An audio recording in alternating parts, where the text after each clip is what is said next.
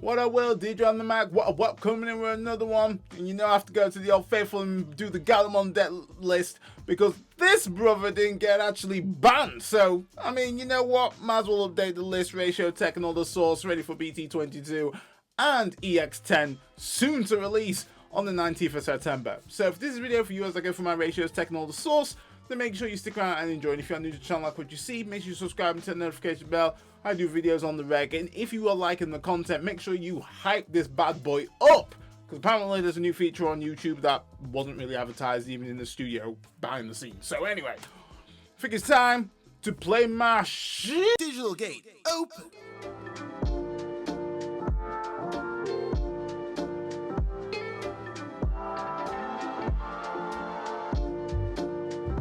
Let's get into the ratios. Starting off with the eggs, still rocking with the BT12 Digimon. Obviously, you can run the draw one, not a problem at all. But for me, when I'm playing Gallantmon, I'm kind of a little bit more like more control, and then go for that nice big burst turn damage.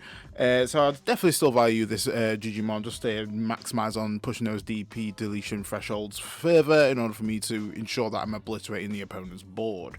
So that concludes there for the eggs. Starting off then with the rookies. Rookies, gonna be the standard staples. Obviously you do want to be searching out a lot, so obviously EX2 Gallantmon is still on shift, still the best search that we have. Unfortunately you can't search for itself, but you're able to at least search your line and also get your Takado. Then inheritable as well when attacking is able to delete a Digimon with 3000 DP or less if this Digimon is a Growlmon or Gallantmon in name, which is pretty much standard. Then we complement that up with some further searching. Is going to be the Gallantmon X antibody. This just once again enables us to dig out our X antibodies and also find our pieces. And on top of that, inheritable, when we delete something, we have to gain a memory value. Then we combo that up with then the Gallantmon from BT19. So this is just once again further boosting our DP threshold further, which is always great if we're at 0 or less. And on top of that, we do have a starter main. If we have a Takado or a Gallantmon out, we're able to gain a memory. Always gorgeous. And then, the freshly restricted Rush Gallantmon that we're going to add there, once again, with our trash totals in collectively with the opponents. If we are at 20, this Digimon gains Rush. Really good for us to kind of come back and claim that game. So that then concludes for the rookies. Now going over to champions. So champions has always been the same with our strat. Our champions are there to facilitate us either getting our tamer out or further boosting our memory gain when we're deleting something. So we go in there with the Growlmon from BT19. This is obviously great for us to get our Takados out, because if we have one or fewer, we're able to play from hand, which is always in us. Once again, inheritable, further increasing our DP deletion maximums by additional 2k if we're at 0 or less. Then we go in with the BT12 Growlmons. Once again, it was just playing out our Tamers, and also it does give us a bit of a boost there too, especially if we want to obviously have a bit more DP when we are climbing up to our top end, or even if we're at our level 5. So it's always the value. And then the card that got absolutely swerved off the ban list is going to be the Gallantmon X antibody. Rock that at 3. Once again, it's our kind of recursion piece, and also our memory gainer when we delete something, which pretty much is Gallantmon's whole gimmick, which is going to be good for us. And just being able to essentially net 2 cards and trash something is just great setup for us. So really solid cards here. Having that on deletion, able to play a Gallantmon in name from trash or hand is always the nuts. Then going on to level 5. So level 5's going to be the main stay, and that is going to be your BT12 Growlmon. Just really great Growlmon to have. Then headball is going to be good for us to claw back some memory if the opponent doesn't have any Digimon out. We are able to, at the end of the attack, gain 2 memory if we're at Gallantmon in name, or Growlmon in name, which is always good. And then on top of that, when digivolving, we are able to delete a 4k DP or less, and if we didn't manage to delete anything with the effect, we are able to evo into a Digimon card with Gallantmon, a name for the reduced cost by 1, which is going to be really good for us in order for us to essentially, you know, Digivolve a little bit cheaper, especially if we actually can evo into our Gallantmon X antibody there for free, and then effectively at the end of the turn gain 2 memory back if we've managed to delete the opponent's Digimon or any Digimon. So they don't have any Digimon on field, boom, we're able to get that 2 memory. Always the nuts. Then the main card that you want to have in your stack, obviously it's Night and Day if this is not in your stack, just because it adds so much aggression and also gives you that nice bit of additional protection, especially if you're facing off against blue decks there as well. So really good for us here. Enables us to pop a 10k or less Digimon if we happen to either on top of a War Growlmon or have X antibody in stack. Nuts, absolutely great. Obviously our DP deletion inheritables is going to be increasing that further for at 0 or less, or if we just simply have Digimon in our stack, effectively that's going to be 11k, which once again can actually clip out some mega Digimon, which is value. So that concludes for the level 5s. Now going to level 6s. Level 6 has not really changed that much.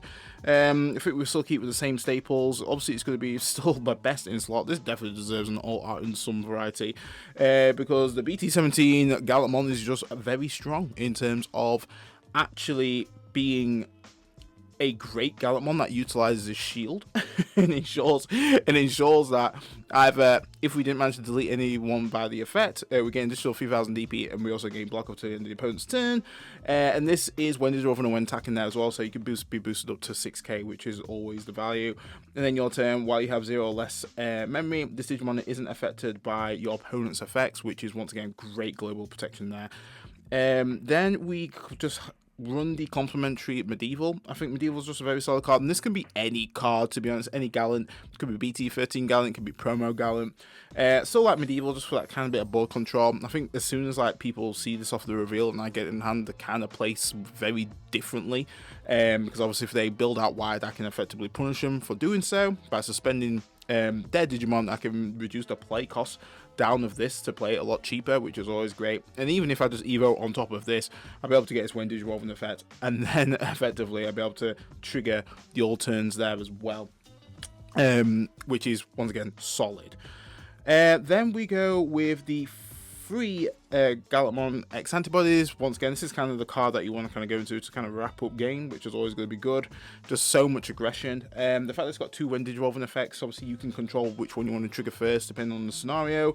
But being able to further DP boost yourself and DP neg the opponent's Digimon just enables you to, you know, kind of be selective of how you want to use your deletions depending on how many deletions how many deletion effects you've got. Obviously we do have the EX2 Gallantmon in there, which once again that can actually delete a 3k DP or less, but depending on obviously where your memory sits, that is then further boosted, meaning that you can effectively be quite clever in terms of how you want to trigger deletions to maximize on certain effects that you have off this card, because effectively if this Digimon didn't delete, you're able to unsuspend and able to trash the top card of the opponent's security, which is good. And if you've managed to claw back memory, then effectively what that means is that you can swing again. And if you have the War Growl X antibody in stack, you're just pushing really big damage, which is always the worth. Lastly, we go with our 2 Crimson Aces. So I'd still like Crimson. I think it's a good closer. There, and also once again it puts the opponent in a bit of a guessing game. If I do have a Crimson, I can just literally just obliterate their board. Granted, you will lose out on the protection of this, because obviously the all turns of this is that if I'm at 0 or less, I can't be affected by the opponent's effects until it then passes over to my side of the memory gauge. So obviously just be vigilant of when you are going to kind of blast into this, because you do put your stack at risk. But overall, a very solid card, great closer, especially if the opponent's got like one security and you've got more than 10 cards in trash. Blam, this is just once again just a really good closer. So that concludes there for the megas. Now going over to the options. So options, not really changed that much either. So we go to the offense train, just a good consistency card in order to get your Tamers and all that jazz. We do run the red memory boost once again, further consistency, further searching, banking 2 memory when we need to. We also combo that up with the red scrambles, really helpful for us to effectively evo cheaper, and also if we do want to leverage our rush skill, we can do that off the red scramble there.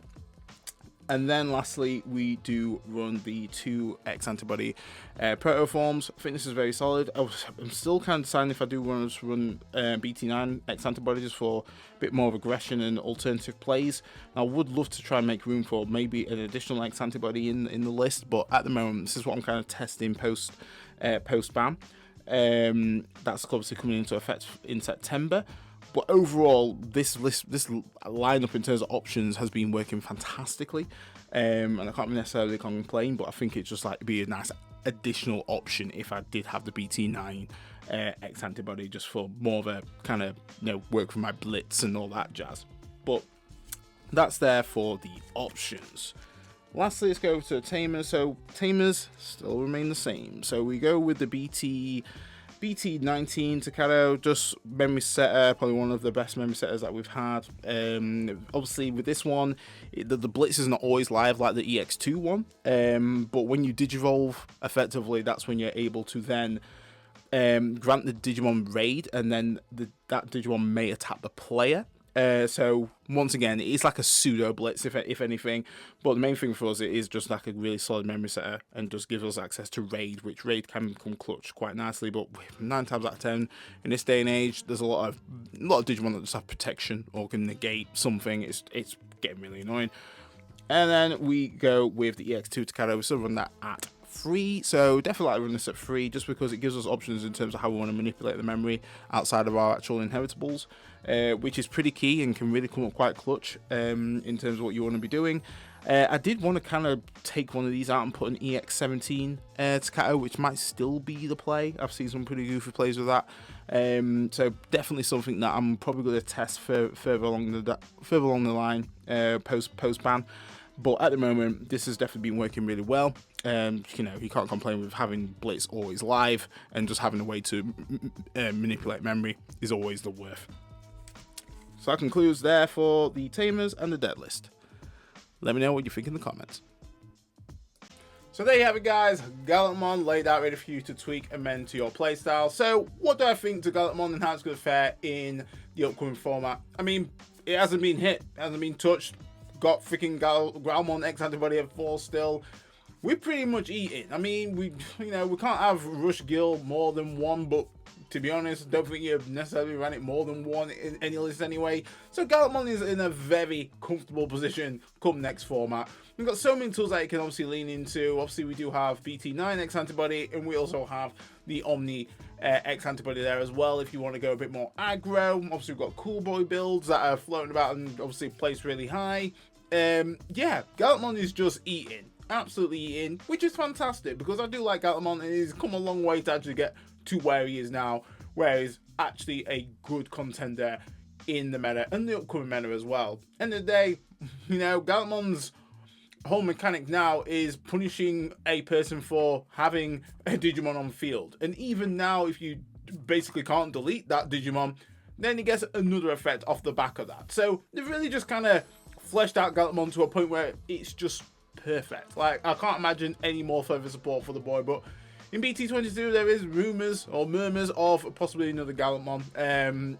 I think, correct if I'm wrong, I might have to fact check that, but I swear blind there's going to be some more support possibly. We may get a new Gallantmon, which would be kind of wild because we got Gallantmons for days. But overall, happy with the list. Obviously going to refine it the more we kind of go into the format, but as of now it works absolutely stellar, perfect to its obviously game plan. So if you enjoyed the video and the content, make sure you smash it with like a standard. Stay safe, stay fly, and I'll catch you in the next one. Digi Dread, off the mic.